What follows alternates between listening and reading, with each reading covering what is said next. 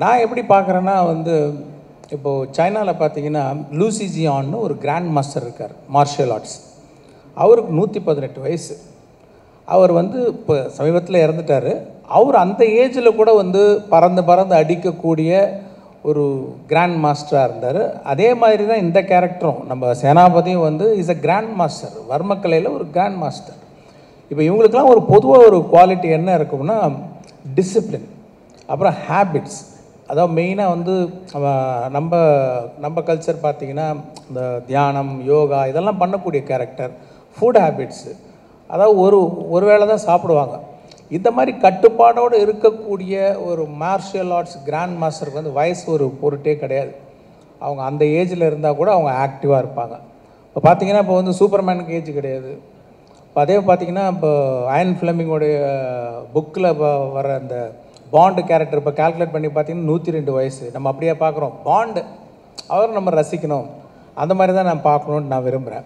ஏன்னா வந்து சேனாபதி கேரக்டர் வந்து நம்ம ஒவ்வொருத்தர் மனசுக்குள்ளேயும் இருக்கிற ஒரு கோபம், ஆதங்கத்தினுடைய வெளிப்பாடு தான். அவங்க எல்லாருடைய மனசுலையும் இருக்கக்கூடிய கோபம், ஆதங்கத்தோட வெளிப்பாடு தான் அந்த சேனாபதி கேரக்டர். ஸோ அந்த கேரக்டர் எப்போவுமே ஒரு பவர்ஃபுல்லாக இருக்கிறது தான் எல்லோரும் விரும்புவாங்க. நானும் அதான் விரும்புகிறேன். கொஞ்சம் நான் எல்லா பக்கமும் யோசிப்பேன். சரி, இந்த ஏஜுக்காக என்ன பண்ணலாம் அப்படின்ட்டு கொஞ்சம் டிசைன்லாம் பண்ணி பார்த்தேன். கொஞ்சம் வழுக்க வச்சு, முடியெல்லாம் கொட்டி போய், இன்னும் கொஞ்சம் சுருக்கெல்லாம் வச்சு பார்க்க என்னாலே பார்க்க முடியல. எதுக்கு இப்படி பார்க்கணும், அது ஒரு சூப்பர்மேன் கேரக்டர் மாதிரி தானே அப்படின்னு சொல்லிட்டு தான் இந்த இந்த லுக்கில் இந்த படத்தில் காமிக்கிறோம். இதில் ஒரு பெரிய அட்வான்ஸ்மெண்ட் என்னென்னா, பார்ட் 1 பண்ணும்போது அப்போ வந்து ப்ராஸ்தட்டிக்ஸ் வந்து அன்றைக்கி இருக்கிற ஸ்டேஜில் வந்து கொஞ்சம் திக்னஸ் ஜாஸ்தி. ரொம்ப கஷ்டம் சாருக்கு, இப்போவும் கஷ்டம்தான், அது ரொம்ப கஷ்டம். ஏன்னா அந்த திக்னஸ்க்கு வந்து நீங்கள் சாதாரணமாக நடிச்சிங்கன்னா வெளியில் வராது. அதை கண்ணாடியில் பார்த்து எத்தனை மடங்கு நடித்தா இந்த ஸ்மைல் வர்றதுக்கு எவ்வளோ பம்ப் பண்ணணும், எவ்வளோ ப்ரெஷர் போடணுன்றது கண்ணாடியை பார்த்து ஒவ்வொரு ஷாட்டுக்கு முன்னாடி சார் நடித்தாங்க. இப்போ வந்து இன்னும் கொஞ்சம் மெல்லிஸ் ஆகிடுச்சு ப்ராஸ்தட்டிக்ஸ். அப்படின்னும் போது நான் சொன்னது என்னென்னா, அப்போ வந்து பேக் அண்ட் ஃபோர்த் போகிறதுக்கு வசதி இல்லை. நல்லாவே ஸ்பெண்ட் பண்ணார். இருந்தாலும் அமெரிக்காவுக்கு போயிட்டு ஒரு டெஸ்ட் ஒன்று பண்ணிவிட்டு அப்புறம் இன்னும் கொஞ்சம் ஃபைன் டியூன் பண்ணுறதுலாம் அந்த ஃபெசிலிட்டிலாம் அப்போ இல்லை. இப்போ வந்து நான் என்ன சொன்னேன்னா, போன படத்தில் வந்து ஃபஸ்ட்டு பார்க்கும்போது யாருக்கும் அது கமல் சார் மாதிரி இல்லையே, இல்லை கமல் சார் மாதிரி இருக்கே அப்படின்னு ஒரு டிஸ்கஷன் போச்சு. இந்த வாட்டி நான் சொன்னது லெகசி எஃபெக்ட்ஸ்ன்றவங்க தான் இந்த மேக்கப் டிசைன் பண்ணாங்க. அவங்கக்கிட்ட நான் சொன்னது, இந்த வாட்டி I want to see our actor more. ஏன்னா ப்ராஸ்தட்டிக்ஸில் வந்து நம்ம ஆக்டரோடைய முகம் வந்து அந்த திக்னஸில் போயிடக்கூடாது, அந்த ஆடியன்ஸுக்கு வந்து அந்த ஆக்டரை பார்க்கணும் அப்படின்னும் போது அவங்க கரெக்டாக வந்து இந்த வாட்டி பார்ட் 1ஓட பார்ட் 2ல் நீங்கள் வந்து கமல் சாரோடைய முகத்தையும் அந்த கேரக்டரில் இன்னும் நல்லா பார்க்கலாம். அதுதான் வந்து அதோடைய ஸ்பெஷாலிட்டி. Okay, thank you sir. நேயர் விருப்பம் எல்லாருமே என்ன கேட்க ஆசைப்படுறாங்க அப்படின்னா, நீங்கள் 6 டிஃப்ரெண்ட் லுக்ஸில் வரீங்க இல்லையா கமல் சார், அதையும் தாண்டி டிஃப்ரெண்ட் டயலெக்ட்ஸில் பேசியிருக்கீங்க. 22 ஸ்டேட்ஸில் போய் ஷூட் பண்ணியிருக்காங்க, இந்தியன் 2 and 3. அண்ட் அது மட்டும் இல்லாமல் ஒவ்வொரு ஸ்டேட்னுடைய சிறப்பு அம்சங்களையும் நீங்கள் எடுத்துகிட்டு வரீங்க த்ரூ யோர் டயலெக்ட்ஸ். அதை பற்றி சொல்லுங்கள். அப்படியே மெதுவாக கதையை சொல்ல வச்சுருவீங்க பொருளுங்க.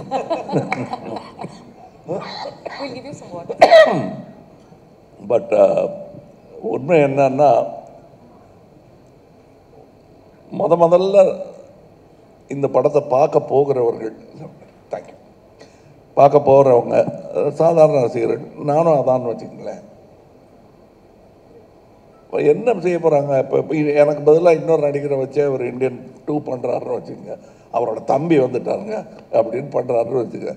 நான் என்ன வழக்கமாக சொல்லுவேன்னா, அது வயிற்றுச்சல் கூட கிடையாது, அதான் பார்த்துட்டப்பேன் என்ன இருக்குது அப்படின்னு. பழம்புளிக்கம்ங்கிற ஒன்று இருக்கும். இன்னொன்று என்ன சொல்லுவேன்னா, தாத்தா வருவார், அந்த உரமம் குத்துவார், அவ்வளோதானே, அதான் பார்த்துட்டோமேங்கிறது தான். அந்த கடும் விமர்சனம் அதான் வைப்பாங்க ஃபஸ்ட்டு. எல்லா வெற்றிக்கும் முன்னாடியும் அது ஒன்று. தெரியுமே, சங்கர் படம்னா நிறைய பாட்டு, பிரம்மாண்டம் அவ்வளோதானே, என்ன பிரம்மாண்டம் அவ்வளோதானே, அதை எப்படி நம்ம போய் அவங்க கூட வாதாடுறது? அதுக்கெல்லாம் ஒரே பதில், நாம் திரைக்கதை அமைக்கும் விதம்தான். இந்த கேள்வியெல்லாம் அவங்களே பதில் சொல்லி அவங்களே ஒத்துக்கிட்டு சாரி சொல்லாமல் எங்களை பாராட்டி விட்டு வெளியே போகணும். அதற்கான முன்னேற்பாடை வந்து அவர் பண்ணாருங்கிறது தெரிஞ்சதுனால தான் நான் படமே ஒத்துக்கிட்டேன். ஏன்னா இதே கேள்வியோட தானே நான் அவர்கிட்ட போயிருப்பேன். 2வது செய்யலாங்கும்போது அதான் பண்ணிட்டோம் சார்ங்கிறது தான் மனசில் ஓடிக்கிட்டு இருக்கோம். இருந்தாலும் கௌரவம் மரியாதை காரணமாக சொல்லுங்கள் சார் என்ன அதே தான் இருக்கும் அப்படின்னு நினச்சிட்டு இருக்கும்போது சில வியப்புகளை ஒரு கதாசிரியனாக ஒரு நடிகனாக எனக்குள் அவரால் ஏற்படுத்த முடிந்தது. அதெல்லாம் இதில் இருக்குது. லாங்குவேஜ் பேசுகிறது அதான் நீங்கள் பேசியிருக்கீங்களா அப்படின்ட்டா முடிஞ்சு போச்சு. நீங்கள் ஏக்தொச்சிக்கல்லையில் பேசியிருக்கீங்க, மரச்சரித்திரால வட்டார வழக்கு பேசுவீங்க, பெருமாண்டியில் பேசியிருக்கீங்க, அதெல்லாம் பார்த்துட்டோமே அப்படின்ட்டா எல்லாம் பார்த்துட்ட மாதிரி ஒரு ஃபீலிங் இருக்கும். The way he has brought about it, இந்த படத்துக்கும் அதற்கும் என்ன, இது சும்மா பல்வேறு ட்ரெஸ்ஸில் வந்து நிற்கிற ஒரு அலங்கார பொருளாக இல்லாமல் ஒரு காரணத்தோடு அதில் வச்சுருக்காரு.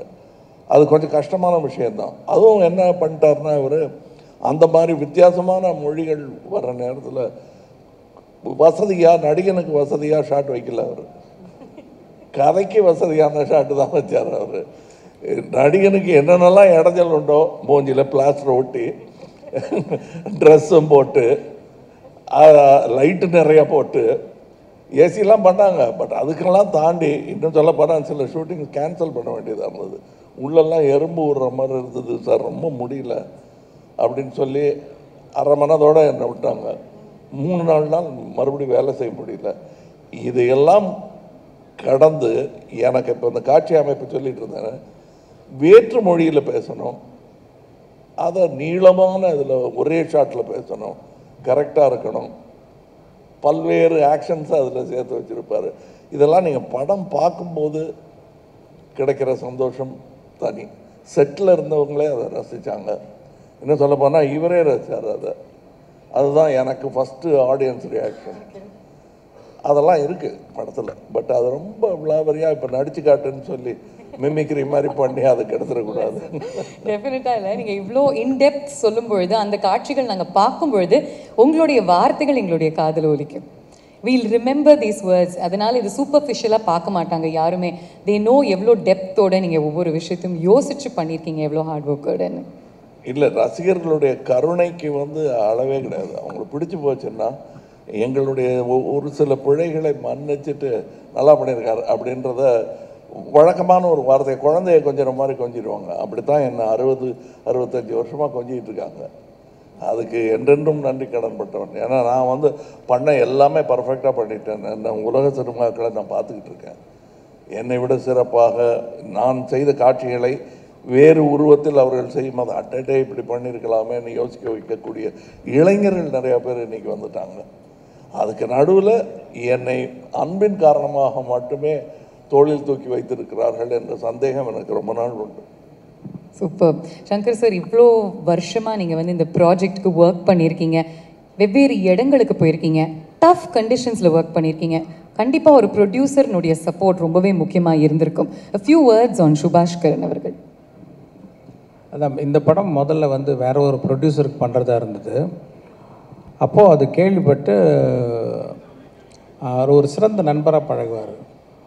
அவர் கேள்விப்பட்டு என்ன நீங்கள் வந்து எனக்கு ரொம்ப பிடிச்ச படம் இந்த இந்தியன், இது நீங்கள் வெளியிலலாம் பண்ணக்கூடாது, எனக்கு தான் பண்ணணும் அப்படின்னு ஒரு அன்பு கட்டளை மாதிரி இது நான் தான் பண்ணுவேன், ப்ரொடியூஸ் பண்ணுவேன் அப்படின்னு சொல்லி விரும்பி கேட்டு அப்புறம் நான் அந்த ப்ரொடியூசர் அவங்கள்ட்ட பேசி அப்புறம் அந்த படத்தை வந்து இப்போது ஒரு சுபாஷ் தயாரிக்க நம்ம படம் எடுத்திருக்கோம் இந்தியன். இதில் சொன்ன மாதிரி இப்போது சொன்ன விஷயங்கள் இதெல்லாம் வந்து கற்பனை பண்ணிட்டாலும் அதை வந்து அந்த கற்பனையை நிஜமாக்கிறதுக்கு, நிஜமாக ஒரு காட்சியாக பார்க்குறதுக்கு அதுக்கு உண்டான செட்டு, அதுக்கு உண்டான மேக்கப்பு, அதுக்கு உண்டான லொக்கேஷன், அதே மாதிரி பொலிவியா போகிறதுக்கு ரொம்ப it's not an easy task. Like Bolivia போய் அந்த சாங்கை ஷூட் பண்ணுறதுலாம் தைவானில் ஷூட் பண்ணியிருக்கோம். இந்த மாதிரி இந்த கதைக்கு என்னென்ன தேவையோ அது எல்லாத்தையும் வந்து அவர் ப்ரொவைட் பண்ணலைன்னா இப்போ நான் இமேஜின் பண்ணது அப்படியே ஸ்க்ரீனில் வந்து ட்ரான்ஸ்லேட் பண்ண முடியாது. ஐ ஹவ் டு தேங்க் சுபாஷ் sir for producing this film. ஃபன்னான ஒரு கேள்வி. இந்தியன் டூனுடைய டேக்லைனே ஜீரோ டாலரன்ஸ். செட்டில் சங்கர் சாருக்கும் கமல் சாருக்கும் எந்த விஷயத்தில் ஜீரோ டாலரன்ஸ்? எங்களுக்கு ஜீரோ டாலரன்ஸ் ஃபார் தரக்குறைவு. தரக்குறைவுக்கு ஜீரோ டாலரன்ஸ் எனக்கும் உண்டு, அவருக்கும் உண்டு. இது போதும் இதை அட்ஜஸ்ட் பண்ணிக்கலாங்கிறது பண்ண மாட்டாங்க. ரொம்ப முக்கியமான காட்சிக்கு இப்போ ஒரு உதாரணத்துக்கு ஒரு ஒரு கண்ணீர் வர்ற காட்சி ரொம்ப நேரம் நடிச்சிட்டு வந்து ஒரு சின்ன ஒரு பிழையாக இருக்கும். இருந்தாலும் 2 பேரும் அதை திருப்பி வருமா, அதே இடத்துல கண்ணீர் வருமா தெரியாது.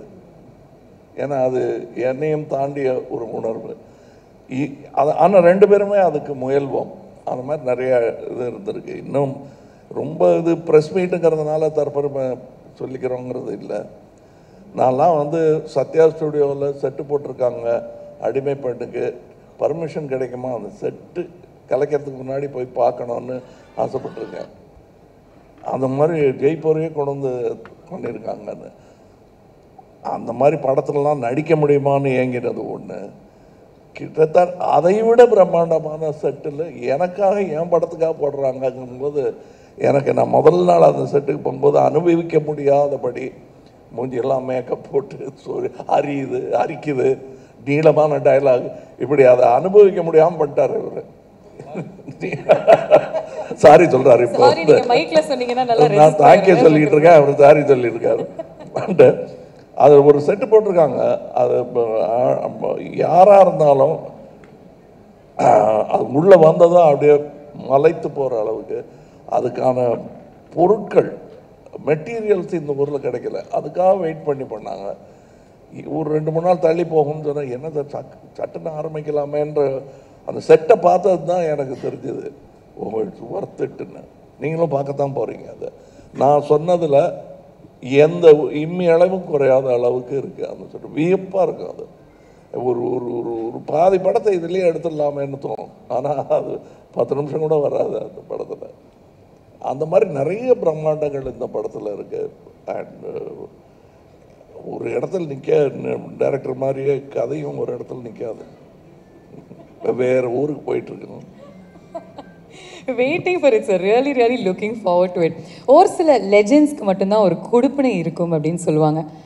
ஒரு எம்எஸ் தோனிக்கு மட்டும்தான் சச்சினையும் கேப்டன் பண்ணுற ஒரு ஃபார்ச்சூன் இருந்துச்சு, விராட்டையும் கேப்டன் பண்ணுற ஒரு ஃபார்ச்சூன் இருந்துச்சு. அதே மாதிரி கமல் சார் எங்களுக்கு நடிகர் திலகமோட நீங்கள் நடிச்சிருக்கீங்க. அதே மாதிரி இந்த தலைமுறையோடையும் சேர்ந்து நடிச்சிருக்கீங்க. என்ன விஷயங்கள் கற்றுக் கொடுத்துருக்காங்க திஸ் ஜென்ரேஷன் ஆஃப் ஆக்டர்ஸ் உங்களுக்கு? What have you learnt from them இந்த ஜென்ரேஷன் ஆஃப் ஆக்டர்ஸ்? அதுதான் முக்கியமான விஷயம். வாட் யூ லேர்ன்ட்னு கேட்குறீங்க தெரியுமா? அதுதான் கேள்வி இல்லை, அதுதான் பதில். ஏன்னா கற்றுக்கிறது முடிஞ்சு போச்சு. ஏன்னா நடிகர் திலகத்தோடய தோல் வரைச்சிட்டேன் நான். அவர் என் தோளில் கை போட்டிருக்காரு, நான் அவரை கட்டி பிடிச்சிருக்கேன். அப்புறம் என்னையா வேணுங்கிறது வந்து கற்றல் கிடையாது. கற்றது புரியாமல் இருத்தல் தான். அது இன்னும் தொடர வேண்டும் அப்படிங்கிறது வந்து இந்த 2ஆம் தலைமுறை 3ஆம் தலைமுறை எத்தனை தலைமுறை இருக்கோ அவங்களெல்லாம் என்னை விட அதிகமாக கனவு காண்பவர்கள். இந்த தருணத்தில் எனக்கு தான் நட்சத்திர அந்தஸ்து வந்துருச்சு. அதனால் கொஞ்சம் என்னப்பா வண்டி லேட்டு, இதுதான் இந்த பந்தாக்கள் தான் பண்ணிகிட்டு இருப்போம். ஆனால் எது வேணால் நான் பஸ்லையாவது ஏறி வந்துடுறேன் சார், நாளைக்கு இந்த ஷூட்டிங் இருக்குங்க அப்படின்னு கேட்டால் அந்த ஆர்வம் நட்சத்திரங்களுக்கு குறையும். அது குறையக்கூடாதுன்னு நினைக்கிறவன் நான். அதை ஃபஸ்ட்டு கற்றுக்கணும். நான் வந்து நடிகர் திலகம் அவர்கள் தேவரமன் படத்துக்கு தப்பித்தவறி 7 மணி கால் ஷீட்னு சொல்லிடாதீங்க அந்த மனுஷர்கிட்ட அப்படின்னு கெஞ்சுவேன் நான். 7 மணி கால் ஷீட் சொல்லிட்டா நல்ல செலவை செஞ்சு கஞ்சி போட்ட சட்டையோட ஃபுல் கெட்டப்போட 6:45 சேர் போட்டு வந்து உட்காந்துருவார். இப்போ தான் ஆணி அடிச்சுட்டு போங்க. அப்படிப்பட்ட ஆர்வம் வந்து நான் தேவரமனில் பார்த்தேன். அதையும் கற்றுக்கணும். இவங்களுக்கெல்லாம் இருக்கிற அந்த ஆர்வம் தனியாக அப்படியே கிட்டத்தட்ட நாகேஷ் திருவிளையாடலில் போல மீட்டுப்பார் சிவன் வர்றதுக்கு முன்னாடி. அது மாதிரி ஷாட் வர்றதுக்கு முன்னாடி இப்படி இவங்க அலையிறது எனக்கு பிடிக்கும். அதை பார்த்துக்கிட்டே இருப்பேன் நான் எல்லாத்தையும் கவனிப்பதற்கு காரணம் தற்காப்புக்காக அல்ல, கற்றலுக்காக. அதனால் நான் கற்றுக்கிட்டது வந்து இந்த 3 தலைமுறைங்கிறது வந்து இன்னும் பல வாய்ப்புகள் எனக்கு. கடைசியாக டெர்மினஸில் ஒரு ஸ்டாப்புக்கு முன்னாடி வண்டி டெப்போவுக்கு போகிறதுக்கு முன்னாடிலாம் ஏறி பயணம் பண்ணியிருக்கேன். அது வந்து டி.கே. சண்முகம் அவர்கள் ஒரு தலைமுறைக்கே தெரியாது அவங்களாம் அப்படி பெரும் கலைஞர்கள் இருந்தார்கள் என்பது. கே.வி. சுந்தராம்பாள் அவர்களுடன் எனக்கு பின் வீடு. அவங்ககிட்ட போய் வெக்கமே இல்லாமல் பழனி அப்போ எல்லாம் பாடி காட்டியிருக்கேன் நான். அவங்களும் அந்த கனிவோட கேட்டுக்கிட்டு எனக்கு இட்லி சுட்டு தருவாங்க. அம்மையார்கிட்டயே ஞான இட்லி வாங்கி சாப்பிட்டவன் நான். ஞான பழம் இல்லை, ஞான இட்லி. இதெல்லாம் எனக்கு நடந்திருக்கிறத நான் வந்து அதிர்ஷ்டமாக கூட நினைக்கல, பெரும் பாக்கியமாக நினைக்கிறேன். These moments, sir, இந்த கதைகள் கேட்கறதுக்கு we feel truly special. Thank you. And Instagramல நிறைய நான் வந்து படிச்சுட்டு இருந்தேன் என்ன மாதிரி கேள்விகள் கேட்கலான்னு. இன்ஸ்டாகிராமில் சித்தார்த்னுடைய ஃபோட்டோ லாங் ஷார்ட்டில் இருக்கும். நீங்கள் எழுதியிருப்பீங்க, objects may in the mirror may appear closer than they are. அதற்கான Hello, check. Objects in the mirror are closer than they appear. Thank you. Bike oda mirror la varum. Yeah, closer than they appear னு எழுதிருப்பீங்க. யூசுவலாக அது வந்து எச்சரிக்கைக்கு எழுதியிருப்பாங்க காரில். இது எந்த கான்னிடேஷனில், என்ன கண்ணோட்டத்தில் எழுந்தீங்க?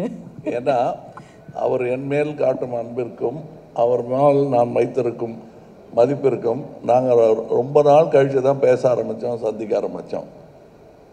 So it is a visual thinking. Object கிட்ட இருக்கணுங்கிறது தான் அதோடைய இது. நாங்கள் எப்போ கூட இருந்தாலும் நானே கொஞ்சம் நடிகர்கள் கூடாம் டெக்னீஷியன் கூடாம் சேர்ந்துச்சுன்னா பேசிக்கிட்டே இருப்போம் சளைக்காமல். ஏன்னா பேசுவதற்கான சப்ஜெக்ட் சினிமாவாகிவிடும் பட்சத்தில் அப்புறம் சாப்பிடுவாங்க, ரொம்ப லேட் ஆகுதுன்னு யாராவது ஞாபகப்படுத்தினா தான் உண்டு. அந்த மாதிரி உரையாடல்கள் எனக்கு சுஜாதா சார் கூட டான்ஸ் ரோட்டில் நடந்திருக்கு. மணிரத்னம், பாலகுமார், இவங்க எல்லாரோடையும் இவரும் ஒர்க் பண்ணியிருக்காங்க. நிற்கவே நிற்காது. அங்கே எல்டான்ஸ் ரோட்டே நின்று பேசிகிட்டு இருப்போம். சரி எல்லாருமாவது சாப்பிட வாங்க, தயவுசெய்து சாப்பிடாம இப்படி பேசிகிட்டு இருக்காங்கங்கிற அளவுக்கு இந்த பேச்சு நீளம். இப்போ கூட நாங்கள் மலேசியா சிங்கப்பூர் போயிருந்த ஃப்ளைட்டெல்லாம் மிஸ் பண்ணிட்டோம். ஆனால் அதுக்கான வருத்தங்கள் வந்து எங்களுக்கு சந்தோஷமாக மாறிடுச்சு.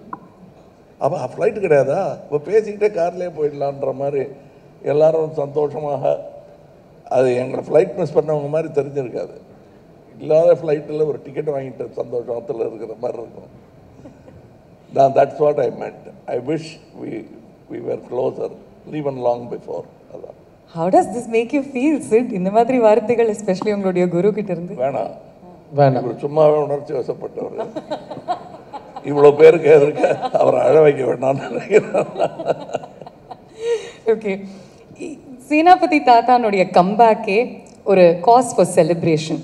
அதை தாண்டி இந்தியன் டூவில் மற்ற விஷயங்கள் டு செலிப்ரேட் என்னென்ன இருக்கு? கதை கேட்குறாங்க சார், பார்த்துக்குங்க. இல்லை, இப்போ இதில் வந்து மெயினாக நிறைய கேரக்டர்ஸ் கேமியோஸ் ஜாஸ்தி. அது எல்லாமே நல்ல ஒரு பண்பட்ட நடிகர்கள், நல்ல அனுபவம் வாய்ந்த நடிகர்கள், சிறந்த நடிகர்களை வந்து இந்த படத்தில் கேஸ்ட் பண்ணியிருக்கோம். Like Samuthirakani sir, SJ. சூர்யா, பாபி சிம்மா, தம்பிராமையா, மனோபாலா, விவேக், அப்புறம் ரேணுகா, சொல்லிட்டேன், சித்தார்த் மெயினாக, ரகுல் பிரீத் சிங், பிரியா பவானி சங்கர், நிறைய கேமியோஸ். எல்லாருமே ரொம்ப சிறப்பாக நடிச்சிருக்காங்க. ஏன்னா இதில் நிறைய ஃபேமிலி விஷயங்கள்லாம் அந்த படத்தில் வருது. ஸோ எல்லா ஃபேமிலியும் வந்து எங்கேஜாக பார்க்கக்கூடிய படமாக இது இருக்குன்னு நான் நம்புகிறேன். அடுத்து பார்த்திங்கன்னா இதில் வந்து அதை பார்த்திங்கன்னா அந்த ஒரு நடுவில் ஒருத்தர் இருக்கார். அவர் வந்து உங்களுக்கு நிறைய பேருக்கு மீடியாவுக்கு பரிச்சயமான ஒரு கேரக்டர் தான். அது ஆர்கே லக்ஷ்மணுடைய கார்ட்டூன் காமன் மேன். அவர் வந்து டைம்ஸ் ஆஃப் இந்தியாவில் அந்த கார்ட்டூன் வந்து ரெகுலராக போடார். அது ரொம்ப அந்த கார்ட்டூன்லாம் ரொம்ப பிரபலம், ரொம்ப மிகச்சிறந்த ஒரு கார்ட்டூனிஸ்ட் ஆர்கே லக்ஷ்மண் அவர்கள். அவருடைய அந்த காமன் மேன் கதாபாத்திரத்தை வந்து ஒரு 3D அனிமேஷனில் இதில் வந்து இந்த கதையில் வந்து ஒரு கதை சொல்லும் ஒரு டூலாக நான் வந்து பயன்படுத்தியிருக்கேன். அது ஒரு புது விஷயம். அப்புறம் சொன்ன மாதிரி பொலிவியாவில் எடுத்த அந்த கேலண்டர் சாங் மிஸ் யூனிவர்ஸ், நான் வந்து இந்தியன் ஆக்ட்ரஸே ட்ரை பண்ணேன், 2-3 பேரை ட்ரை பண்ணேன், கிடைக்கல, அவங்க டேட்ஸ் கிடைக்கல. அப்போ வந்து அந்த கேலண்டர் ஷூட்டுக்கு பொருத்தமாக யார் இருப்பாங்க அப்படின்னு பார்க்கும்போது அவங்களுடைய ஒரு புகைப்படத்தை பார்க்கக்கூடிய ஒரு வாய்ப்பு வந்தது. ஸோ அவங்கள ட்ரை பண்ணி பார்த்தோம். அவங்க அக்செப்ட் பண்ணதுனால அவங்கள வந்து இந்த பாட்டில் நாங்கள் படத்தில் வருவாங்க இந்த பாட்டில். அப்புறம் மெயினாக டெக்னீஷியன்ஸ் லைக் ரவிவர்மன் ரொம்ப அருமையான ஒளிப்பதிவு. இப்போ சார் சொன்ன மாதிரி வியந்து பார்க்குற ஒரு செட்டெல்லாம் வந்து முத்துராஜ் ப்ரொடக்ஷன் டிசைனரோட ஒர்க்கு வந்து எக்ஸ்ட்ராடினரி ஒர்க் இந்த படத்தில் பார்த்தோன்னா. அப்படி நம்மளே ஒரு லேஸில் எக்ஸைட் ஆக மாட்டோம். ஒரு செட்டு டிசைன் அப்ரூவ் பண்ணுறதுக்கு பேக் அண்ட் ஃபோர்த் போவோம். கடைசியில் ஒன்று கொடுப்பாரு. செட்டில் வந்து பார்த்தா நம்மளுடைய எதிர்பார்ப்பே மிஞ்சக்கூடிய ஒரு அருமையான ஒரு அவுட்புட்டை வந்து முத்துராஜ் சார் கொடுத்துருக்குறாங்க. அப்புறம் தைவானில் ஷூட் பண்ணியிருக்கோம். இதெல்லாம் விட மெயினாக நம்ம கமல் சார் தான். நான் வந்து பார்ட் 1ல் சொன்னேன், லைக் ஒரு தராஸில் வந்து ஒரு பக்கம் டைரக்டர், ப்ரொடியூசர், படத்தில் நடித்த actors, cinematographer, music director, art director, அத்தனை பேரையும் ஒரு தராசில் போட்டுட்டு இன்னொரு பக்கம் தராசில் கமல் சாரை உட்கார வச்சா ஈக்குவல் ஆகிடும். அந்த அளவுக்கு இவர் சாரோடைய ஸ்க்ரீன் ப்ரெசன்ஸ் அண்ட் பர்ஃபார்மன்ஸ் வந்து அப்படி இருந்தது. அந்த இந்தியன் ஒரு விழாவில் நான் சொன்னேன். இப்போ நான் சொல்கிறேன், இப்போ தராசு இந்த பக்கம் சாஞ்சிடுச்சு. சார் வந்து எங்கள் எல்லாரையும் மிஞ்சிற அளவுக்கு அவர் வெயிட்டாக இருக்கார் அந்த படத்தில் அப்படிங்கிறத நான் வந்து நீங்கள் கேட்டிங்களே படத்தில் வேறு என்ன நான் இல்லைன்ட்டு சாரோடைய பர்ஃபார்மன்ஸ், சாரோடைய ப்ரெசன்ஸ். ஏன்னா அவர் வர சீனெல்லாம் வந்து அப்படி ஒரு பிரமிப்பை ஏற்படுத்துது. அது ஒரு எழுதுனதுக்கும் அது ஒரு சீனாக ட்ரான்ஸ்ஃபார்ம் ஆகும்போது அது எந்த அளவுக்கு உயர்ந்து நிற்குதுன்றதை என்னால் பார்க்க முடிஞ்சுது. ஐ பிலீவ் நீங்களும் அதை ஃபீல் பண்ணுவீங்கன்னு நினைக்கிறேன். ஃபேண்டாஸ்டிக். கமல் சார், நீங்களும் உங்களுடைய பதில் அதுக்கு சொல்லிட்டீங்க அப்படின்னா அதுக்கப்புறம் ப்ரெஸ் கிட்ட அவங்களுடைய கேள்விகள் கேட்கலாம். அதாவது இவ்வளோ விஷயங்கள் சொல்கிறோம் இல்லையா, இதுக்கெல்லாம் நாங்கள் வந்து சுபாஸ்கரன் ஒருத்தர்கிட்ட நான் ஒரு ஃபோன் பண்ணுவேன், இவர் ஒரு ஃபோன் பண்ணுவார். 2 ஃபோன் கால் தான். எடுக்கிற முடிவுகள் ரொம்ப பெரிய முடிவுகளாக இருக்கும். அதாவது எத்தனை நாள் தள்ளி போடலாம் ஷூட்டிங்குங்கிறது வந்து சாமானியமான செய்தி அல்ல ஒரு ப்ரொடியூசருக்கு. இப்போ வேணாம் சார், ஒரு விபத்து நடந்துச்சு, நீங்கள் புறப்பட்டு வாங்க, ஒரு கால் புறப்பட்டு வந்துடுவார். இல்லை இதை நடுவில் ஒரு சில மாற்றங்கள் இவர் சொன்னபோது இப்படி பண்ணலான்னு சொல்லும்போது அது சரி சார், நீங்கள் 2 பேரும் முடிவெடுத்து பண்ணிடுங்க சார் அப்படிங்கிற அந்த பெருந்தன்மை, அது இல்லாமல் இந்த படத்தை இத்தனை வருடங்கள் நகர்த்தி கொண்டு வந்திருக்கவே முடியாது. அதற்கு பிறகு என்ன பண்ணுறதுன்னு தெரியாமல் கோவிட், விபத்துகள் என்று பல விஷயங்கள் எங்களை தடுமாற வைத்த போது ரெட் ஜாயின்ட்ஸ் உள்ள வந்தாங்க. இதெல்லாம் தான் அப்படி ஒரு 3 முக்கிய கால்களை வைத்து நிற்கும் முக்காலி இது. அது சொல்லியே ஆகணும். இங்கே அது போக டெக்னீஷியன்ஸ் பேரை எல்லாம் சொல்ல முடியாத அளவுக்கு அத்தனை பேர் வேலை பார்த்துருக்காங்க. இந்த இதில் போட்டிருக்கு இல்லையா, அதுவே கம்மி. அது நம்பர் ஆஃப் நேம்ஸு முந்தியெல்லாம் 4-5 பேர் தான் போடுவாங்க. அதுக்கு அதோட பங்கு முடிஞ்சிடும். ஆனால் இதில் எத்தனையோ பேர் வேலை செஞ்சுருக்காங்க. நான் சொன்னது சும்மா ஒரு பானை சோற்றுக்கு பதம் தான். ப்ரொடக்ஷன் டிபார்ட்மெண்ட்டில் வேலை பார்த்துருக்கிற ப்ரொடக்ஷன் மேனேஜர்ஸ், அதுவும் சாமானியமான வேலை இல்லை, அவங்களுக்கு கொடுக்கப்பட்ட வேலைகள்லாம். இவர் ட்ரெயினை கொண்டு வர சொன்னார்னா அந்த ட்ரெயின் மேலே அரிசி இருக்கணும், அது மேலே வெள்ளைக்காரங்க இருக்கணும், அது வந்து ஆப்பிரிக்காவில் நடக்கணும், அப்படி ஒன்று இல்லை. இது வந்து உலக அழகி வேணும், சரி சார் கொண்டு வந்துடலாம். எங்கே உலகத்தில் யாரும் அடிக்கடி போகாத இடமா இருக்கணும், சரி சார் போயிடலாம். ஒரு 120 பேர் அங்கே கொண்டு போயிடணும். இதெல்லாம் எல்லாமே சரி சார், நல்ல பிரம்மாண்டமான செட்டு போட்டுடலாம் சார், இவ்வளோ சதுர அடி, இவ்வளோ இது, இந்த ஆளை விட பெருசாக இருக்கணும், சரி போட்டுடலாம் சார், ஆனால் எல்லாம் தங்கமாக இருக்கணும். நடுவில் வைக்கிறதுக்கு நடுவில் வேணால் கரன்சி நோட்டு வைக்கலாம் அப்படின்னா அந்த மாதிரி கேட்க அதுக்கெல்லாம் இது ஒரு குப்பத்தில் ஒரு சாங் எடுக்கலாம் அப்படின்னு முடிவு பண்ணுறாரு. ஓஹோ சரி, சீக்கிரம் முடிச்சிடுவாங்க 2 நாளில். அந்த குப்பத்தில் இருக்கிற பில்டிங்குக்கெல்லாம் பெயிண்ட் அடித்து 1000 டான்சஸா உங்களோட அத்தனைக்கும் ஈடு கொடுக்க வேண்டியது வந்து ப்ரொடக்ஷன்ஸ் தான். ஏன்னா அத்தனை பொங்கல், அத்தனை வடை, அத்தனை பாத்ரூம், இதெல்லாம் நீங்கள் கணக்கில் எடுக்கிறது இல்லை. அத்தனை பேருக்கு ட்ரிப்பு, வீட்டுக்கு வண்டி போக, காலையில் 5 மணிக்கு பிக்கப்பு, ட்ராப்பு, அத்தனை மேக்கப் மேன், இதெல்லாம் யோசித்து பார்த்தா கொஞ்சம் பதட்டமாக இருக்கும். ஐயையோ இந்த தொழில் வேணாம்பா நமக்குங்கிற மாதிரி இருக்கும். இத்தனையும் தாங்கி பிடித்திருக்கும் தொழில்நுட்ப கலைஞர்கள். கேமரா டிபார்ட்மெண்ட்லேயே என்னென்னமோ நாங்கள் கேள்விப்படாத மெஷின் எல்லாம் இப்போ எங்களுக்கு கட்டுப்படி ஆகுது எப்படிங்கிறதுக்கு எங்களுடைய இதுக்கு முன்னாடி இருக்கிற வெற்றிகள் தான் காரணம்னு நான் நம்பிக்கிட்டு இருக்கேன்.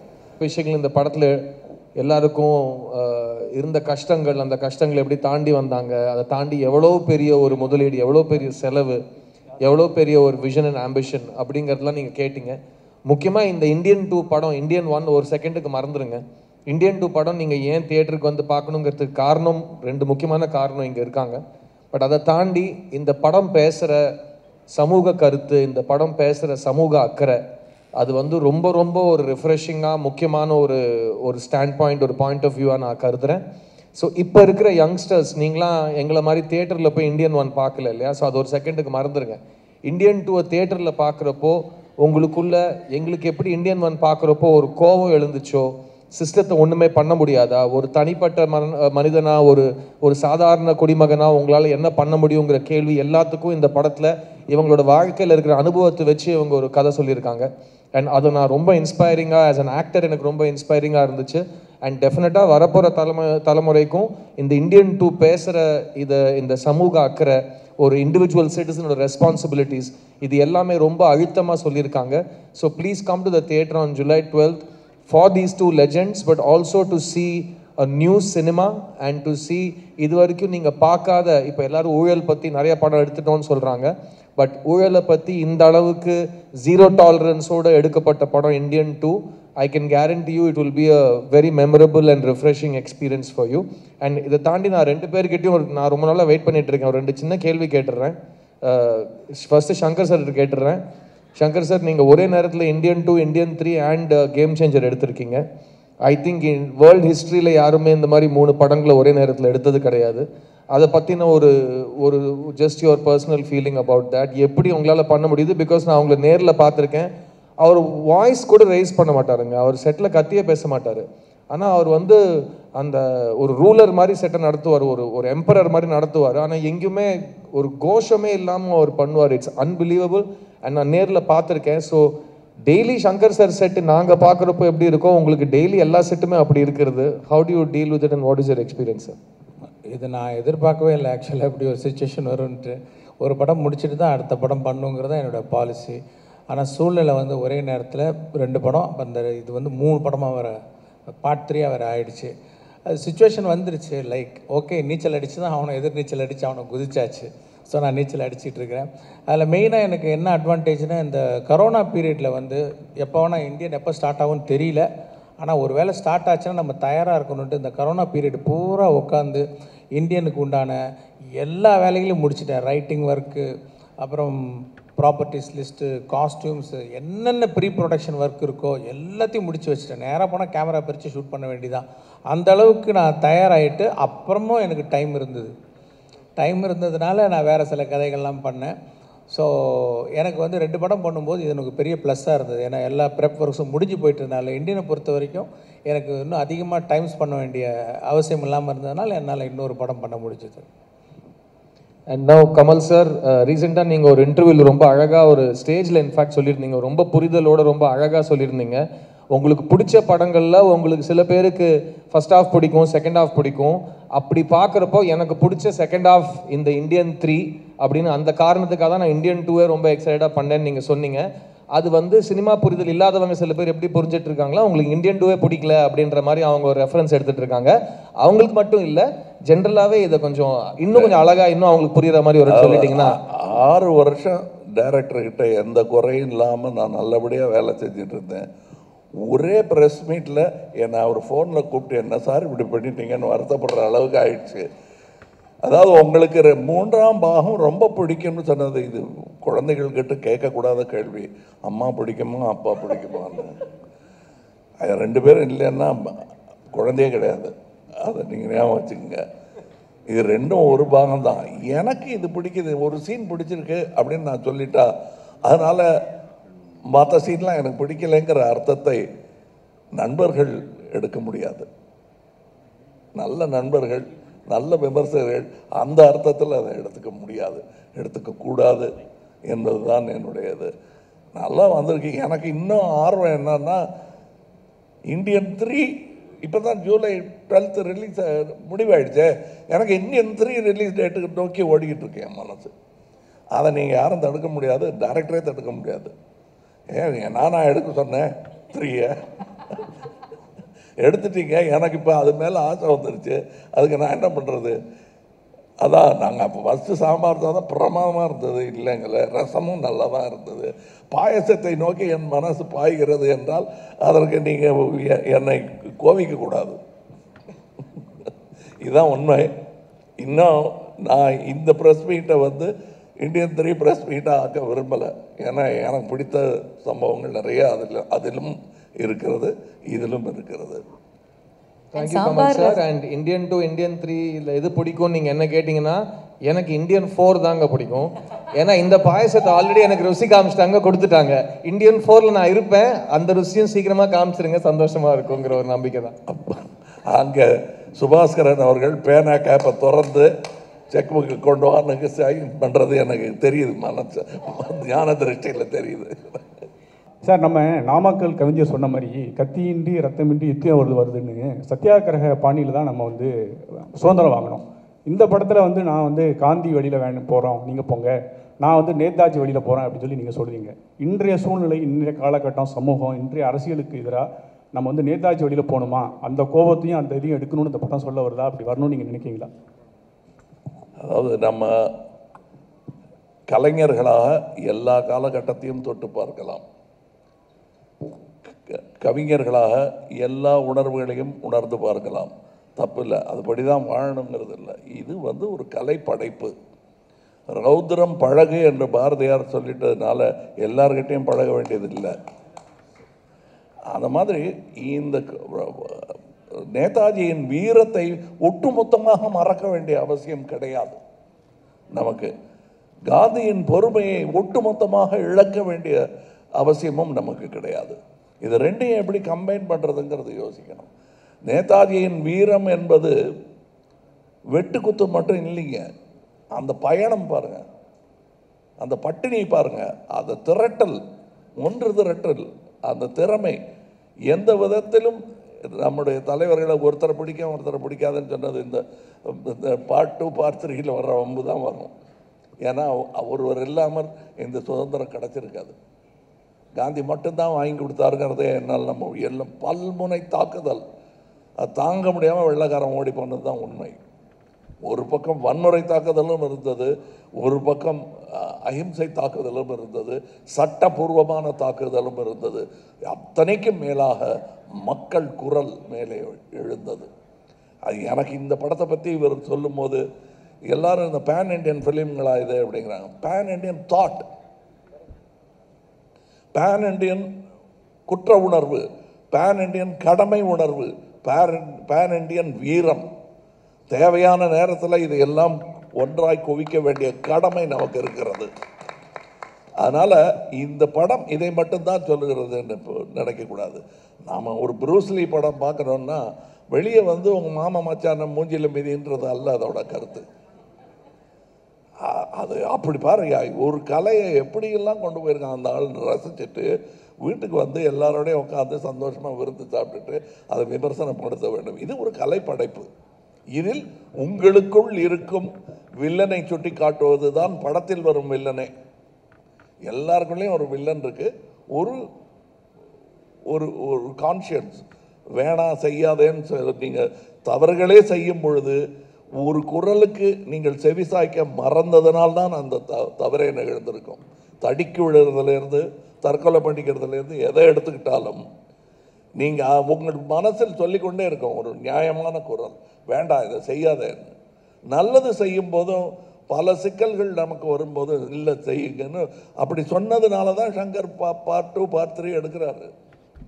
உள்ள ஒரு குரல் சொல்லிக்கிட்டே இருக்கு அவருக்கு, வேண்டாம் இந்த வம்ப விஷப்பரீட்சை எதுக்குன்னு கூட 4 பேர் சொன்னால் கூட அதை விஞ்சி அந்த கருத்தை ஏற்றுக்கொள்ளுதல். அது மாதிரி வன்முறை நமக்குள்ளே இருக்கும், கோபம், அவன் நாக்க வெட்டணையா அப்படிங்கிறதெல்லாம் செஞ்சு பார்க்கக்கூடாது, சொல்லி பார்க்கலாம், செஞ்சு பார்க்கக்கூடாது. அந்த மாதிரி கலையில் அதை சொல்லி காட்டுவது தானே தவிர இது ரொம்ப சீரியஸாக நீங்கள் எடுத்துக்கூடாது வன்முறையை எஸ்பெஷலி. சார் வணக்கம், ரோஹினி ஃப்ரம் கோகுதம். சங்கர் சார், இந்த கேள்வி உங்களுக்காக. ஆஃப்டர் இந்தியன் 2 ட்ரெய்லர் ரிலீஸ் ஆன பிறகு சோஷியல் மீடியாவில் வந்து கிடைச்ச ரிவ்யூஸை எப்படி பார்க்குறீங்க? ப்ளஸ் 90s கிட்ஸ் வந்து இந்த படத்தை அதாவது பார்ட் 1 ரீவிசிட் பண்ணிட்டு வரணுமா வேணாமா?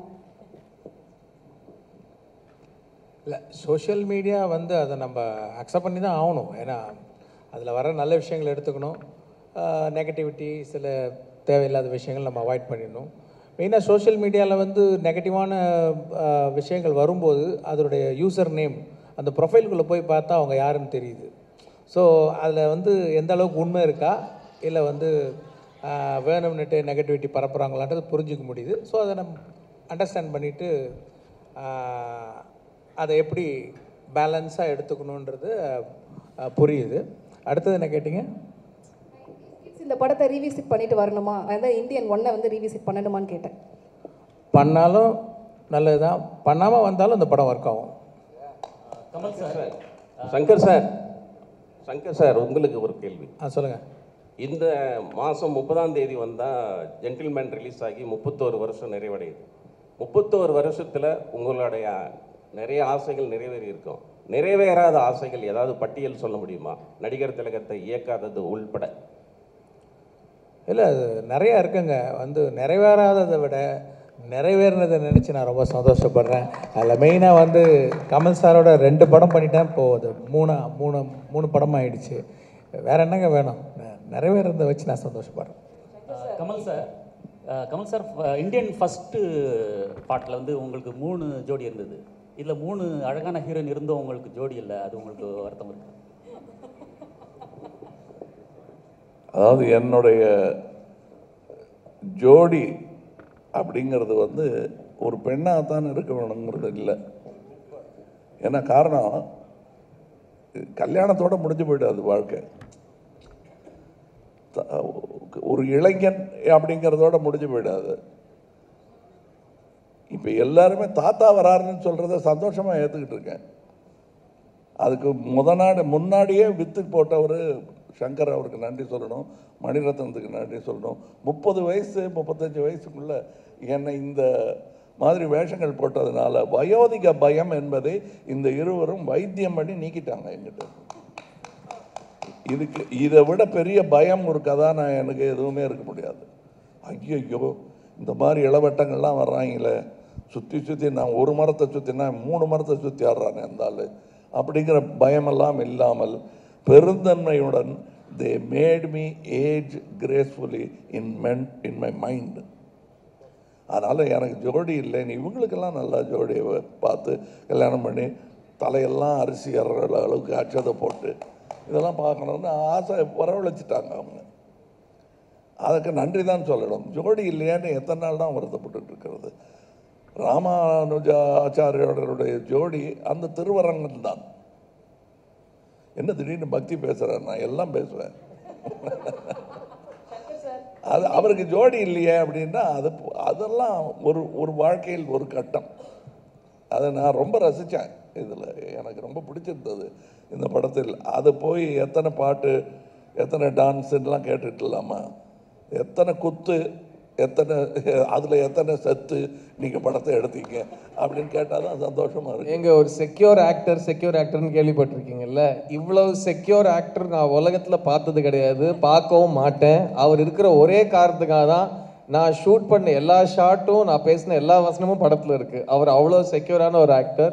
So please, in every way Kamal sir மாதிரி ஒரு கோ ஆக்டர்லாம் it's impossible to see. Because அவர் சினிமா தான் ஃபஸ்ட்டு பெடஸ்டலில் வைக்கிறாரு, தன்னை வச்சுக்கவே மாட்டார். அதுதான் அவரோட மிகப்பெரிய பெருந்தன்மை. And thank you Kamal sir for the democracy you brought to this set. Thank you so much. எனக்கு மட்டும் இல்லை, இந்த படத்தில் நடித்தவங்க எல்லாருக்கும் அவர் டெமோக்ராட்டிக்காக இருந்திருக்காரு. அண்ட் செட்டு வந்து ஒரு நியூ கமர்ஸோட செட் மாதிரி இருந்தது. It's unbelievable. So thank you sir. Shankar sir, பொதுவாக படங்களில் வசனங்கள் இருந்தாலே வந்து அரசியல் வசனங்கள் இருந்தாலே அதுக்கு நிறைய சென்சார் கொடுப்பாங்க. ஸோ இந்தியன் 2க்கு எத்தனை கட்டுகள் வந்து சென்சார் கொடுத்துருக்காங்க சார்? நீங்கள் ஆல்ரெடி வந்திருக்கேன். அது என்னென்ன கட்டு வந்து டயலாக் கட்ஸ் வந்துச்சு, கெட்ட வார்த்தைகள்லாம் வந்து நீக்க சொன்னாங்க. சில கிளாமராக இருக்கிற சில இதெல்லாம் கொஞ்சம் இது பண்ண சொன்னாங்க, லைக் கொஞ்சம் அவுட் ஃபோக்கஸ் பண்ண சொன்னாங்க. இவருக்கு நான் பதில் சொல்கிறதா நினச்சிட வேண்டாம். சென்சாரோட எனக்கு எப்போவுமே ஒரு பேச்சுவார்த்தை நடந்துக்கிட்டே இருக்கும். நல்லபடியாக தான், ஒன்றும் இல்லை. நான் சின்ன பிள்ளையாக இருக்கும்போது ஸ்கூலில் நிறையா கெட்ட வார்த்தை கவிதைகள் எழுதிட்டேன்னு ஒரு கம்ப்ளைண்ட் வந்தது வீட்டுக்கு. அது இதிலேருந்து தப்பிக்கவே முடியாது, என்னை வீட்டை விட்டே துரத்திடுவாங்கங்கிற பயத்தில் இருந்தேன். தகப்பனாரை ஊர்லேருந்து வரவழைச்சிட்டாங்க எங்கள் அம்மா. இவர் அதெல்லாம் எடுத்து பார்த்தாரு, என்ன எழுதியிருக்கேன்னு. தமிழ் சந்தம் உதைக்கு தலையும் சீரும் சரியில்லைன்னாரு ஃபஸ்ட்டு. அதான் பாட்டெல்லாம் நல்லாயிருக்கு, தலையும் சீரும் சரியில்லை. இல்லை இது இந்த கெட்ட வார்த்தையெல்லாம் எழுதியிருக்கேங்க. ஆமாம், ஒன்று பண்ணு, நீ டாக்டருக்கு படி, இதெல்லாம் பாடமாக மாறிடும் அப்படின்னாரு. நீ என்னென்ன வார்த்தைகள் யூஸ் படுத்திருக்கியோ இதெல்லாம் டாக்டருக்கு படிச்சேன்னா அது பாடமாக மாறிடும் இல்லையா? உறுப்புகள் பெயரெல்லாம் அதில் சொல்லியிருப்பாங்க, அவ்வளோதான் கெட்ட வார்த்தை, வேற என்ன கெட்ட வார்த்தை? இல்லை, ஆண் மக்கள் தங்கள் செய்ய முடியாத தொழிலை பெண்கள் செய்யும் அந்த பொறாமையில் அவங்க அந்த தொழிலை இழிவாக பேசுறது தான் கெட்ட வார்த்தை. இவங்களால செய்ய முடிஞ்சிருந்தா அது கெட்ட வார்த்தையாகவே மாறி இருக்காது. இவ்வளோதான். இந்த கெட்ட வார்த்தைங்கிறதுக்கு நான் சென்சாருக்கு விடுக்கும் தூது. இது கலைஞன் ஒரு ஜெயகாந்தன் மாதிரியாக இருக்கிற ஒரு எழுத்தாளர் தன் கதையை தன் கேரக்டரை ஆழ பதிவு செய்வதற்கு இந்த கெட்ட வார்த்தைகள் மிகவும் பயன்படும். கெட்டதையும் நல்லதையும் பக்கத்தில் வச்சா தான் இது உப்பு இது காரம்னு தெரியும். அதனால் சென்சார்கிட்ட நான் விடுக்கும் வேண்டுகோள், இந்தியன் படத்துக்கு இல்லை, அதான் முடிச்சு சர்டிஃபிகேட் வாங்கிட்டாருன்னு நினைக்கிறேன், நான் விடுப்பது இனி எழுதவிருக்கும் படங்களுக்கு. ஏன்னா நீங்கள் தடுத்துட்டதுனால என் பிள்ளைகள்லாம் தெருவில் கெட்ட வார்த்தை கேட்காம தப்பிச்சிருப்பான். கண்டிப்பாக எல்லாரும் எல்லா நேரமும் கேட்டுக்கிட்டு இருக்கிற வார்த்தை, அதில் எது தரம் குறைந்தது, எது தரம், நம்ம போடுற சட்ட கலரில் எது வசதியானது, எது விலை குறைந்தது, எது காடியானது, எது கம்மியானதுங்கிறத நம்மளை முடிவு பண்ண வைப்பது நம்முடைய சுற்றுச்சூழல் தானே. அந்த மாதிரி இது நடக்கும். தயவுசெய்து இப்போ இவர் காட்டுற வில்லன் இவர் அல்ல, ஆனால் அந்த வில்லனை அவர் யோசிக்கிறார், இப்படி ஒருவன் இருப்பது சமுதாயத்திற்கு கேடு என்று. இதெல்லாம் அனுமதிக்கணும், காட்டணும். இன்னும் வன்முறையினால் வரும் வன்முறையை சந்தோஷமான நிகழ்வாக படத்தில் காட்டாமல் அது வலிக்கிற மாதிரி காட்சிகளாக அதை காட்டினோம்னா வாழ்க்கையில் நிகழாது. இது தூது, அவ்வளோதான். சங்கர் சார், இந்தியன் 1, இந்தியன் 2 எது ரொம்ப சேலஞ்சிங்காக இருந்தது? கமல் சார், எஸ் ஜே சூர்யாவோட காம்பினேஷன் எப்படி வந்திருக்குன்னு சொல்லுங்கள் சார். சேலஞ்சிங் தாங்க. ஏன்னா மெயின் சேலஞ்சே பார்ட் 1 வந்துடுச்சு. அது என்ன கதாபாத்திரம், அவர் என்ன பண்ணுவார், எப்படி அட்டாக் பண்ணுவார், எல்லாமே ஓப்பன் சீக்ரெட். இதெல்லாம் மீறி பார்ட் 2 பண்ணணும்னா என்ன பண்ணுவீங்க நீங்கள்? ஸோ கிட்டத்தட்ட ஒரு 28 வருஷம் ஆச்சுன்னா ஒரு 20 வருஷமாக இந்த பார்ட் 2 கதை பண்ணணும்னு சொல்கிற உணர்வு இருக்குது. ஆனால் கதை அமையலை. ஏன்னா அதெல்லாம் தவிர்த்துட்டு சில விஷயங்களை தவிர்க்க முடியாது. ஸோ ஏற்கனவே பார்த்தது இல்லாமல் இந்த உணர்வை இறக்கி வைக்கணும் அப்படின்னும் போது இந்த கதையும் திரைக்கதையும் காட்சிகள் தான் பெரிய சேலஞ்சிங்காக இருந்தது. இன்னொன்று பார்ட் 1 வெறும் தமிழ்நாட்டை சுற்றி தான் நடக்கும் கதை. இது பார்ட் 2 இந்தியா பூரா விரியுது கதை. அப்படின்னும் போது நான் முடிஞ்ச வரைக்கும் அத்தனை ஸ்டேட்டையும் இந்த படத்தில் காட்டணும்னு நான் முயற்சி பண்ணியிருக்கேன், ஆல்மோஸ்ட் பண்ணியிருக்கேன். ஸோ அத்தனை ஸ்டேட்டையும் லொக்கேஷன் பார்த்து, அத்தனை ஸ்டேட்லேயும் பர்மிஷன் வாங்கி, அத்தனை ஸ்டேட்லேயும் ஷூட் பண்ணி கொண்டு வர்றது. ஸோ அது பெரிய சேலஞ்சிங்காக இருந்தது. மெயினாக ஆடியன்ஸ் ஏற்கனவே என்னுடைய படங்களை பார்த்துட்டு இதில் வரும்போது இன்னும் கொஞ்சம் ஏதாவது எதிர்பார்ப்பாங்க, அதை பூர்த்தி செய்யணுன்ற போது அது ஒரு பெரிய சேலஞ்சாக இருந்தது. சங்கர் சார், ஒரு கொஸ்டின் சார். அதான் நீங்கள் சாங் ரிலீஸ் ஆனதுக்கப்புறமே சோசியல் மீடியாவில் ட்ரெண்டிங்கில் இருந்தது. நீங்கள் இந்த சாங்கை ஏஆர் ரஹ்மான் சார்கிட்ட கேட்டிங்களா? இந்தியன் 2க்கு அப்ரோச் பண்ணிங்களா? ஏன்னா அவர் பண்ணியிருந்தால் இன்னும் கொஞ்சம் பயங்கரமாக இருந்திருக்குங்கிறது ரொம்ப பெரிய டாப்பிக்காக போச்சு. எதனால் அனிருத் சாரை சூஸ் பண்ணீங்க? நெக்ஸ்ட்டு நீங்கள் எப்போவே படம் எடுத்தாலுமே ஊழலை பற்றியே எடுக்கிறீங்க, சமுதாயத்தில் வேறு எதுவுமே இல்லையா அப்படிங்கிற மாதிரி நிறையா கமெண்ட்ஸ்லாம் நான் படித்தேன். அதை வச்சு தான் இந்த 2 கொஸ்டின் உங்கள்கிட்ட கேட்டிருக்கேன் சார். அது 2க்கான மெயினாக இப்போ 2.0 படம் முடிஞ்சு போச்சு.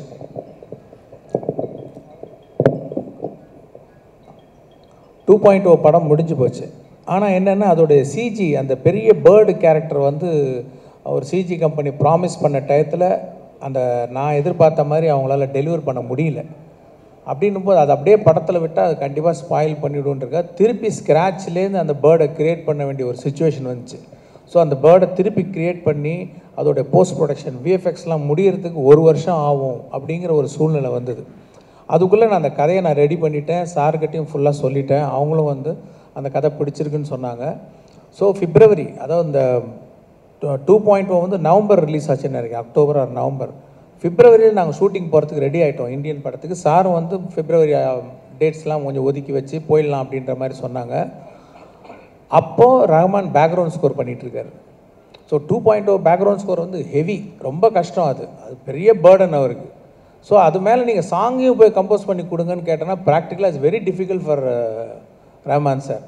அப்படின்னும் போது படம் ஆரம்பிக்கணும், ஆனால் பாட்டெல்லாம் வேணும் அப்படின்னும் போது இந்த பக்கம் வந்து அனிருத்தருடைய மியூசிக் வந்து நான் ரொம்ப ரசிக்க ஆரம்பிச்சேன். நான் எல்லாரோடைய மியூசிக் லைக் பண்ணுவேன், லைக் யுவன் சங்கர் ராஜா அண்ட் ஹாரிஸ் ஜெயராஜ், அப்புறம் சந்தோஷ் நாராயண் நல்லா பண்ணிகிட்ருக்காரு. ஸோ எல்லாரோடையும் ஒர்க் பண்ணணுன்னு எனக்கு வந்து ஒரு இது இருந்துக்கிட்டே இருக்கும். அப்போ அனிருத்தருடைய மியூசிக்லாம் அவர் போட்டுக்கிட்டு வர பாட்டெலாம் எனக்கு ரொம்ப பிடிச்சிருந்தது. ஸோ அவர் இசையை நான் ரசிக்கிட்டு இருந்தேன். ஸோ இப்படி ஒரு சுச்சுவேஷன் வரவும் சரி இதை வந்து இதுக்கு மேலே பேர்டன் கொடுக்க வேணாம் ரஹ்மான் சாருக்குன்னு சொல்லிட்டு இந்த படம் வந்து அனிருத் பண்ணட்டும்னு சொல்லிட்டு டிசைட் பண்ணி அப்படி பண்ண படம் தான் அது. சார் வணக்கம். சார் கமல் சார் உங்கள்கிட்ட ஒரு கேள்வி சார். தேவிபடி கேட்குறேன் சார். மைக்கில் மட்டும் உங்களுடைய கேள்விகள் கேளுங்க sir. Thank you very much. Hello Kamal sir, நான் ஊழல் மட்டுமே பற்றி எடுத்திருக்கீங்கன்னு வந்து கமெண்ட் வந்துருந்துச்சுன்னு ஒரு கொஸ்டின் கேட்டிருந்தேன். நீங்கள் அதை மட்டுமே வந்து இப்போ மையமாக எடுத்துக்கிறீங்க. இல்லைங்க, இப்போ நீங்கள் மற்ற படங்கள்லாம் பண்ணியிருக்கேன், காதலன் பண்ணியிருக்கேன். இல்லை இப்போ இருக்க ஜென்ரேஷனுக்கு இப்போ வந்துட்டு நீங்கள் திரும்பி அதே பண்ணுறப்போ இப்போயும் அந்த நீங்கள் பாருங்களேன். இப்போ பாருங்கள், இப்போ என்னென்னா இப்போ நீங்கள் நியூஸ் பேப்பர் எடுத்தீங்கன்னா வந்து வர நியூஸுக்கெல்லாம் பாருங்கள், அதெல்லாம் இருக்குது இல்லையா நியூஸில் இன்னும் வந்துட்டு தானே இருக்குது. அப்படின்னும் போது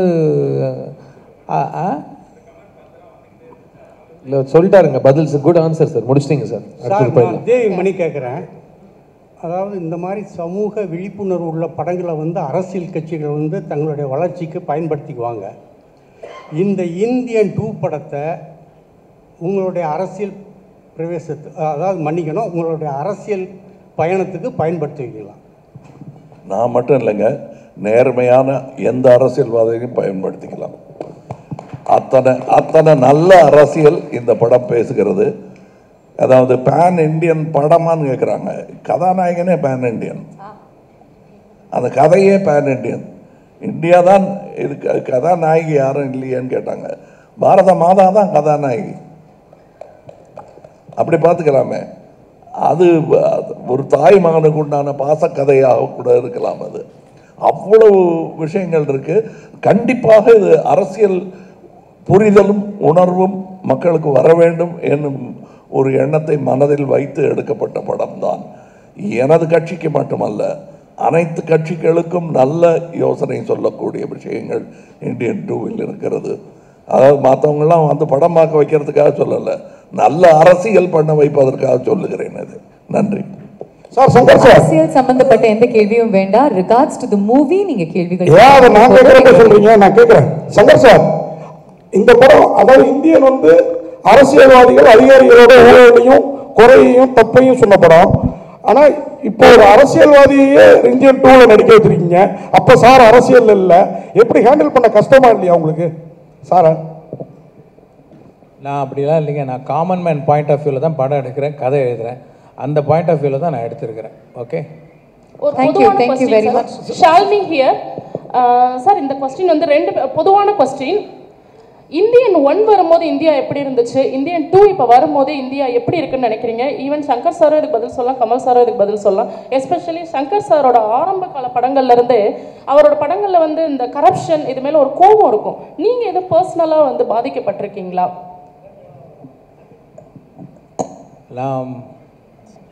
உங்க ஃபர்ஸ்ட் क्वेश्चन என்ன? சாரி. இந்தியன் 1 வரும்போது இந்தியா எப்படி இருந்துச்சு, இந்தியன் 2 வரும்போது இந்தியா எப்படி இருக்கு? அந்த கேள்வி நான் உங்கள்கிட்ட கேட்கணும்னு விரும்புகிறேன். நீங்கள் சொல்லுங்கள் ப்ளீஸ். அப்போ நான் குழந்தையா இருந்தேன், அதனால தெரியல. சரி சரி. இப்போ இன்னமும் அந்த கரப்ஷன் சரியாகலன்னு தோணுது அப்படின்னு நீங்கள் நினைக்கலையா? நினைக்கிறேன். அவ்வளோதான். ரெண்டு பேரும் ஒரே மேட்டர் பேசிகிட்டு இருக்கோம். எதுவும் மாறலையே, கம் பேக் இண்டியன். எவனோ திருந்தலையே, கம் பேக் இண்டியன். லஞ்சம் லஞ்சம் லஞ்சம் அதுதான் படம், வந்து பாருங்க. அடுத்த கேள்வி என்ன சொன்னீங்க? பர்சனலாக உங்களுக்கு ஏதோ இந்த கரப்ஷன்னால பாதிப்புகள் உண்டாகி இருக்கா? நான் பாலிடெக்னிக்கில் சேரும்போது அப்போ வந்து income certificate, birth certificate, community certificate இதெல்லாம் நான் ப்ரொடியூஸ் பண்ண வேண்டிய ஒரு இப்போ ப்ரொசீஜர் இருக்குது. இப்போ அதுக்கு நான் அந்த சர்டிஃபிகேட் அலையும் போது நான் இதெல்லாம் பார்த்தேன், லைக் கொடுக்க வேண்டிய ஒரு சூழ்நிலை இருக்கும். அது என்ன ரொம்ப பாதிச்சுது அப்போது. ஸோ அப்போ வந்து அது எனக்கு ஒரு வாய்ப்பு, ஒரு ஃபிலிம் மேக்கராக வரும்போது அதை நான் எக்ஸ்பிரஸ் பண்ணேன். அதுதான். Sir Kamal sir, last two questions அதை பத்தி சொல்லிடுறோம். இந்தியன் 1 வந்து நீங்க வந்து சொன்னீங்க பெர்ஃபார்மன்ஸ் பிரசன்ஸ் எல்லாம் இப்போ இந்தியன் 2ல சூப்பரா இருக்குன்னு. இந்தியன் 1ல உங்களோட ரொமான்ஸும் எவ்வளோக்கு எவ்வளோ அந்த ஊழல் எதிர்த்த அரசியல்வாதி ஈக்குவலாக இருந்ததோ அதை நாங்கள் இதுலேயும் எதிர்பார்த்தோம். இதில் இந்தியன் தாத்தாவை மட்டும் வரீங்களா, இந்தியனாகவும் வரீங்களா? பார்ட் 3லயாவது எங்களுக்கு ஏற்ற அந்த ரொமான்ஸும் இருக்குமா? ஏங்க, என்னை தவிர யாருமே ரொமான்ஸ் பண்ணக்கூடாதுன்னு நீங்கள் எப்படிங்க சட்டம் போடலாம்? டைரக்டரே போடாத அந்த சட்டத்தை நீங்கள் போட முடியாது. உங்களுக்கு இப்போ பார்ட் 3 பற்றி பேசக்கூடாதுன்னு ஒரு இன்டரிம் இது வாங்கியிருக்காரு, கேக் ஆர்டர் வாங்கியிருக்காரு அவர். ஏன் சார் நீங்கள் அதுக்கு போயிட்டீங்கன்னா எல்லாரும் அந்த பக்கமே பார்த்துட்டு இருக்காங்க, அது பேசாதீங்க சார் அப்படின்றாரு அவர். அதனால் நான் அதை பற்றி பேசலை, அதை பற்றி பேசவும் வேணாம். உங்களுக்கு நீங்கள் பாருங்கள், உங்களுடைய குறைகள் எல்லாம் தீரும். உங்கள் கேள்விக்கான பதில் அதிலும் இருக்கிறது, இதிலும் இருக்கிறது. கடைசி கேள்வி இது. சங்கர் சார், இங்க Kaushik from DD next sir. இந்த படத்துக்கு 3 ரைட்டர்ஸ் மொத்தம் வந்து நீங்க சூஸ் பண்ணிருக்கீங்க. 3 ரைட்டர்ஸ் ஒர்க் பண்ணிருக்காங்க இந்த படத்துக்கு. அண்ட் சார் இங்க ஹாய் சார், 3 ரைட்டர்ஸ் இந்த படத்துக்காக வந்து ஒண்ணா வந்திருக்காங்க. அண்ட் இது எந்த அளவுக்கு வந்து ஸ்கிரிப்ட் வந்து அந்த 3 ரைட்டர்ஸ் இந்த படத்துக்கு ரெக்வயர் பண்ணுது? அண்ட் அவங்க 3 பேரையும் ஒரே பேஜ்ல வந்து நீங்க வச்சதுக்கான அந்த ப்ராசஸ் பத்தி சொல்லுங்க sir. Because it's very interesting process. 3 ரைட்டர்ஸ்ங்கிறது ஒரு விஷனுக்காக வரதுங்கிறது, அதை பத்தி கொஞ்சம் சொல்லுங்க சார்.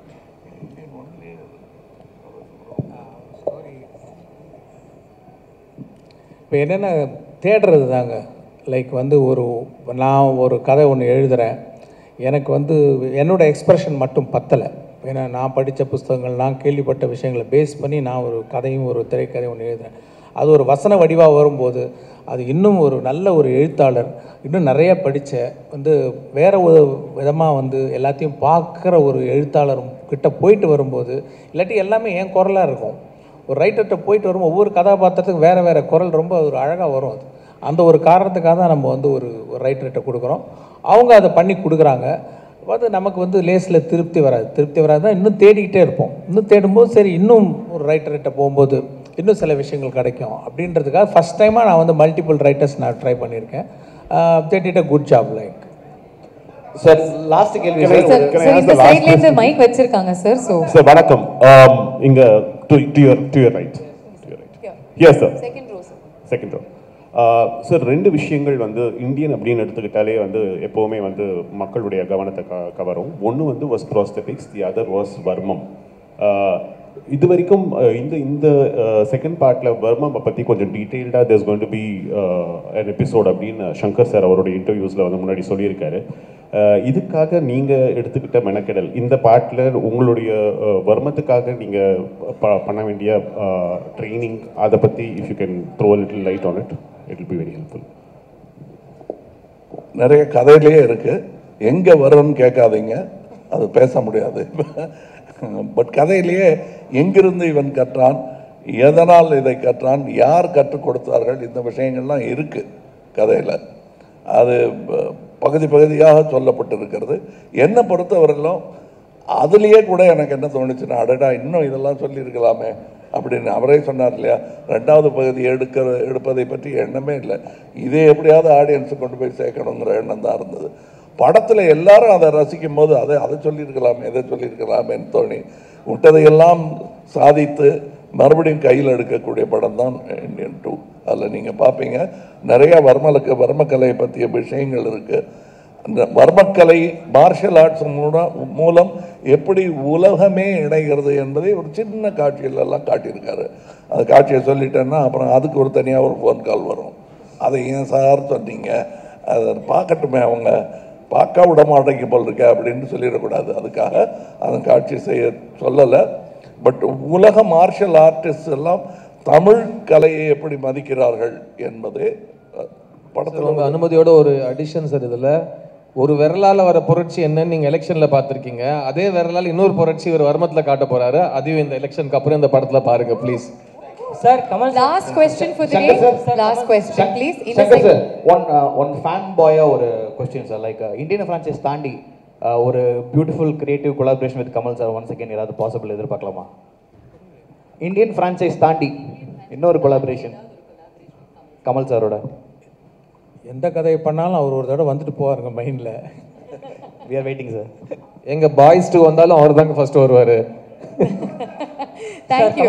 Thank you. இந்த ஃபன் நோட்டோட நாங்க வந்து இந்த நிகழ்ச்சியை முடிச்சுக்கிறோம். சார் கமல் சார், இன்னைக்கு நீங்க சேனாதிபதியா உருவெடுத்திருக்கீங்க. இன்னைக்கு நீட்டும் கள்ளச்சாராயமும் அழிக்க முடியாத சுச்சுவேஷன்ல இருக்கு. சேனாதிபதியா இதுக்கு முடிவு என்ன?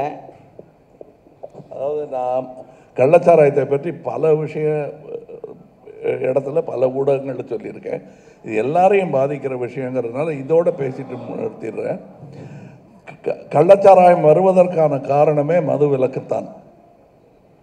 வள்ளுவர் வந்து மது விலக்கை பற்றி எழுதுறாருன்னா அப்பவே இருந்திருக்கு அது பெருசா. இது மத விலக்கி வச்சுட்டா அவனை மனதில் முடிவு செய்ய வேண்டும், இது உடம்புக்கு கெடுதல் என்று. விஷம் இதுதான், நெருப்பு இதுதான், இதை தொடக்கூடாது, இதை உண்ணக்கூடாது என்னும் உணர்வு பொது வெளியில் வர வேண்டும். அப்போ தான் இது போகுமே தவிர மது விலக்கு பண்ணி வச்சுக்கிட்டா கள்ளச்சாராயம் மிகும். அதனால் கள்ளச்சந்தை பெருகும், கள்வர்கள் பெருகுவார்கள். சார் கமல் சார் ஒரு கொஸ்டின் சார். இங்கே சார் உலகநாயகன் கமலஹாசன் நாங்கள் வந்து ஃபியூச்சர் ஃபுல்லாக நாங்கள் கேட்டுன்னு இருக்கோம். இப்போ வந்து உலகநாயகன் தாத்தாண்டி ட்ரெண்டிங் போயிட்டு இருக்கு. நீங்கள் கூட ஸ்டேஜில் சொன்னீங்க நான் இப்போ கூட தாத்தா தான் என் பொண்ணு மனசு வச்சான்னு சொன்னீங்க. ஏன் சார் அது மாதிரி சொன்னீங்க? சொல்லக்கூடாதுங்கிறீங்களா? இல்லை சொல்லலாம் சார். இப்போ வந்து நீங்கள் அதாவது இதெல்லாம் நீங்கள் பண்ணி வைக்கிற கோளாறு தான். தாத்தான்னு சொன்ன என்ன, நான் தாத்தா தானே. காந்தியை தாத்தான்னு சொல்லி என்ன குறைஞ்சி போயிட்டாரா? இல்லை பெரியாரை தாத்தான்னு கூப்பிட்டா குறைஞ்சி போயிடுவாரா? ஐயான்னு கூப்பிடாம தாத்தா பெரியார் தாத்தான்னு நான் சொன்னேன்னா ஒன்றும் ஆகிடும். அந்த தாடிக்கு டையெல்லாம் அடிக்க முடியாது. உள்ள மனசு மாதிரி அந்த வெள்ளை மறுபடியும் வெளியே வந்துடும். அதனால் தாத்தாவாக இருக்கிறதுக்காகத்தான் நாம் பயிற்சி எடுத்துக்கிட்டே இருக்கோம். நீங்களும் எடுத்துக்கிட்டோம். நாளை அது நடந்தே தீரும். இந்த क्वेश्चन லாஸ்ட் இந்த क्वेश्चन உங்களுக்கு மட்டும் கேட்கலாம். தயாரிப்பாளர் சங்கத்துல சார் சார் அவங்க வந்து இவ்வளவு நேரம் உட்கார்ந்துகிட்டு இருக்காங்க. அவங்கள பயமுறுத்தாதீங்க. யார் அவரு? கையில மைக் இல்லைன்னா எந்த அவசரத்துல பேசணுமோ அந்த வால்யூம்ல பேசிட்டு இருக்கீங்க. மைக் இருக்கு, கொஞ்சம் பார்த்து. நடிகருக்கு தடை விதிச்சிருக்காங்க. ஸோ அந்த லிஸ்ட்ல வந்து கமல் சாரும் இருக்காரு. இதை எப்படி பார்க்குறீங்க? ஏறுங்க, 4 நடிகருக்கு நடிக்கக்கூடாதுன்னு ஒரு தடை வந்திருக்கு. அவங்க தகவல் கொடுத்துருக்காங்க. ஆகா அவரா நீங்க அப்படின்னு நான் வடிவேலு டயலாக சொல்லிட்டு அத்தோடு நிறுத்திக்கிறேன். இது வந்து இந்தியன் 2க்கானது. இது பக்கத்தில் தான் அந்த பில்டிங், அங்கே போய் உட்காந்து அது பேசலாம். Thank you very much.